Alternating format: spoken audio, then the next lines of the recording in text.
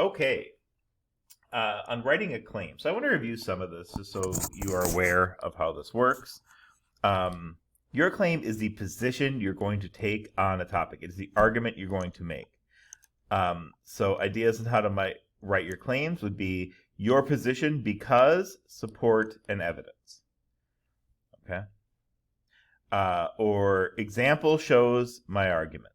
Or because of my support or evidence, here's my argument. Or your position is shown through, and here's the example. So trigger warning, I'm going to talk about Christopher Columbus. And so I'm going to talk about some of the bad stuff he did. So just know that, there's going to be some violent concepts brought up in this presentation. So if I were to make an example claim, I could say Columbus should not be a celebrated historical figure because he oversaw the slavery and murder of thousands of people. Hitler, Stalin, and Saddam Hussein are considered villains in history for committing mass murder, and this shows that Columbus should be as well. These are some claims I could write out.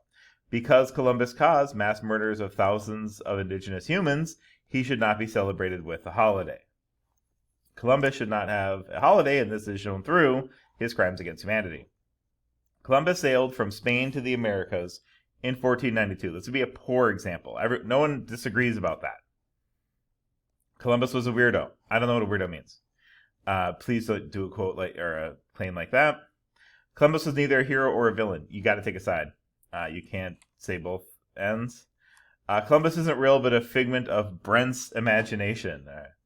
Brent is my first name, and I assure you that I did not make him up. He actually existed.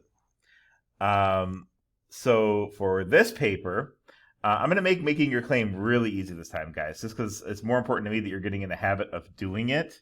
But I want you to be aware that this is something that as you get into upper level English, 11th and 12th grade English, you're going to be required to do. So I want you to be aware of it. So for this paper, make it really easy. My person is the most important person in history. And here's why. Because then as you expand your paper, then you can start listing out your reasons why.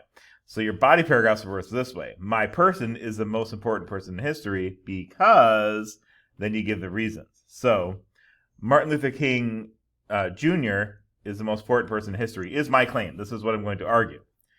Martin Luther King Jr. is the most important person in history because, and then I can start listing out reasons. And I can start talking about, how he inspired people, how he led by example, how he created change, how, I could list out all the multiple things that Martin Luther King Jr. did to change history.